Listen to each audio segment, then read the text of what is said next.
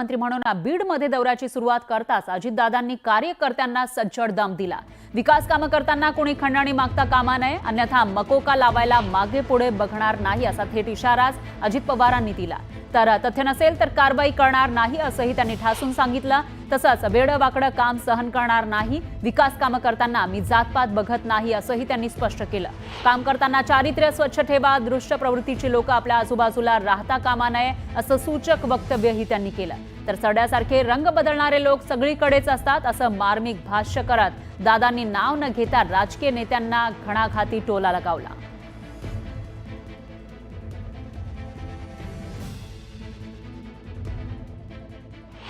आणि मी पुन्हा पुन्हा राष्ट्रवादी काँग्रेस पक्षाच्या कार्यकर्त्यांना सांगतो, महिला भगिनींना सांगतो, सगळ्या माझ्या तरुण कार्यकर्त्यांना सांगतो, वडीलधाऱ्यांना सांगतो, आपलं स्वतःचं चारित्र्य स्वच्छ ठेवा, आपली प्रतिमा जनमानसामध्ये चांगली ठेवा।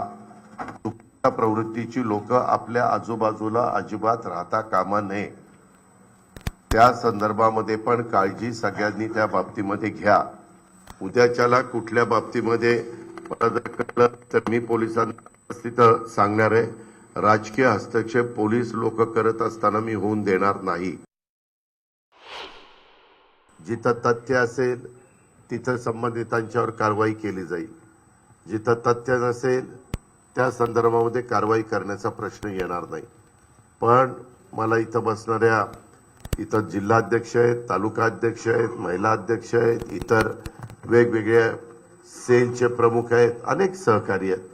मला त्यांना सगळ्यांना सांगायचं आहे, बाबांनो माझी कामाची पद्धत थोडीशी वेगळी आहे। ह्याच्यामध्ये उद्याच्याला कुठली कामं मंजूर झाली तर ती कामं दर्जेदार असली पाहिजे। त्याच्यामध्ये जर वेडेवाकडे प्रकार झाले तर मी सहन करणार नाही। तो राष्ट्रवादी काँग्रेस पक्षाचा कार्यकर्ता, मी जवळचा लांबचा असं काही बघणार नाही।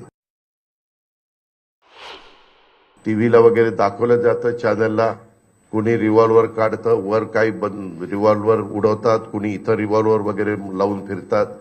मी डिपार्टमेंटला सांगणार आहे, जे कुणी वर रिव्हॉल्वर वाहून फिरेल त्याचं लायसन कॅन्सल करायचं। रिव्हॉल्वर हे तुमच्या स्वसंरक्षणाकरता किंवा तुम्ही वस्तीवर राहत असेल तर 12 बोर किंवा सिंगल बोर जे काही तुम्हाला घ्यायचं आहे ते तुम्ही घरामध्ये ठेवली पाहिजे, तिथं त्याचा वापर त्या बाबतीमध्ये केला पाहिजे। हे जे रीळ तुमचे बनतात ना, ते पण मी खपून घेणार नाही। मी सगळ्याला नियम सारखा लावणार आहे। मला काम करत असताना मी जातीचा पातीचा नात्याचा गोत्याचा कधीच विचार केलेला नाहीये। जातीय सलोखा पण सगळ्यांनी ठेवला पाहिजे। कुठेही अफवांच्यावर कृपा करून विश्वास ठेवू नका। मात्र मी एक गोष्ट पुन्हा आपल्याला सगळ्यांना सांगेन, जर कुणी कुठल्या गोष्टीमध्ये जबाबदार असेल, जर कुणी तिथं कुठेतरी वेडेवाकडे प्रकार केलेले असतील, मी आपल्याला सगळ्यांना सांगतो, विकासाची कामं करत असताना कुणी कुणाला खंडणी मागण्याचा प्रयत्न त्या ठिकाणी करू नये। माझ्या ते कानावर आल्यानंतर त्याच्यामध्ये मकोका लावायला पण मी मागं पुढं बघणार नाही।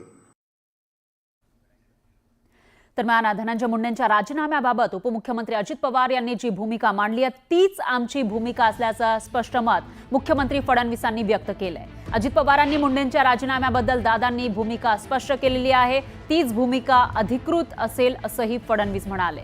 दुसरीकडे धनंजय मुंडे हे त्यांच्या कामानं आले होते आणि मी माझ्या कामानिमित्त आलो होतो। मात्र धनंजय मुंडे हे आमच्या मंत्रिमंडळातील मंत्री आहेत, त्यामुळे त्यांना भेटणं ही काही चोरी नाही, आम्ही एकमेकांना कधीही भेटू शकतो असं म्हणत मुख्यमंत्री फडणवीस यांनी विरोधकांच्या टीकेचा समाचार घेतला।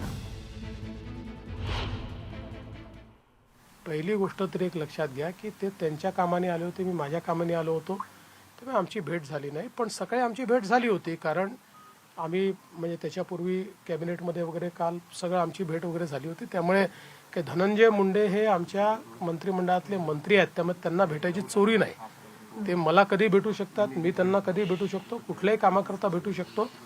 आणि त्यांच्या राजीनाम्याच्या संदर्भात अजितदादांनी स्पष्ट भूमिका मांडलेली आहे।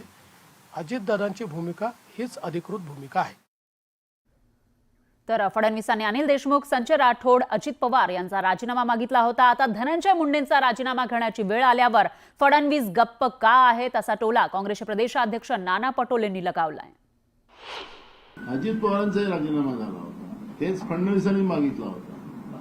आता फडणवीसाच्याच मंत्रिमंडळामध्ये हा सगळा प्रकार चाललेला आहे. एक नाही तर 65% मंत्री हे दागी आहेत. आरोप आहे, खुनाचे आरोप आहे, भ्रष्टाचाराचे आरोप आहे, बलात्कारांचे आरोप आहे. हे सगळे आरोप त्या मंत्र्यावर आहेत. 65%. तर देवेंद्र फडणवीस जसं विरोधी पक्ष नेते असताना त्यांनी या संजय राठोडचा राजीनामा मागितला होता, अनिल देशमुखचा राजीनामा मागितला होता, अजित पवारांचा राजीनामा मागितला होता. आमच्या सरकारने ते राजीनामे मंजूर केले होते. आता फडणवीसांवर वेळ आली. फडणवीस का चूप आहेत याचं उत्तर त्यांनी द्यावं. पाहत पुढची बातमी. बीडमध्ये जिल्हा नियोजन समितीची बैठक झाली आहे. ही बैठक अनेक कारणांमुळे चर्चेत राहिली. उपमुख्यमंत्री अजित पवार यांनी बीडचं पालकमंत्रीपद स्वीकारल्यानंतर अजित पवार पहिल्यांदाच बैठकीसाठी बीडमध्ये आले होते. मी प्रोटोकॉल प्रमाणेच बैठकीमध्ये बसले होते असं पंकजा मुंडेंनी यानंतर स्पष्ट केलंय. तर बैठक खेळीमेळीच्या वातावरणामध्ये पार पडली. धनंजय मुंडे कार्यक्रमात उशिरा आले तेव्हा अजित पवारांच्या शेजारील खुर्ची रिकामी होती, त्यावर मंत्री असं लिहिलं होतं. त्यामुळे मी त्या खुर्चीवर मंत्री लिहिलेलं होतं त्या खुर्चीवर बसले आणि त्यानंतर उशिरा आलेले मुंडे माझ्या बाजूच्या खुर्चीवर बसले असं स्पष्टीकरण पंकजा मुंडेंनी दिलंय. धनंजय उशिरा आला तर ती खुर्ची रिकामी ठेवायची का अजितदादांच्या? तर मंत्री लिहिलेलं होतं, तिथे लिहिलं नव्हतं मंत्री धनंजय मुंडे. मंत्री लिहिलं होतं, मी मंत्री आहे, बसले तिथे. अजितदादांनीच सांगितलं. मग धनंजय उशिरा आला, मग तो बाजूला बसला. एवढं त्याच्यात काही केस पाडण्याची आवश्यकता नाही. दादांशी आता पहिल्यांदा संलग्न झाले, काम करते. आणि मी दादांनाही स्वतः म्हटलं की दादा, तुमच्याकडे जवळून मी काम करताना जे शिस्त पाहिली आणि जो स्पष्टवक्तेपणा पाहिला तो मला आवडला. माझ्यामध्येही तो स्वभाव आहे. फक्त कदाचित स्त्रीचा स्पष्टवक्तेपणा इझिली लोकांना ते शिस्त लावायला गेलं तर वेगळं वाटतं, पण तुम्ही लावा.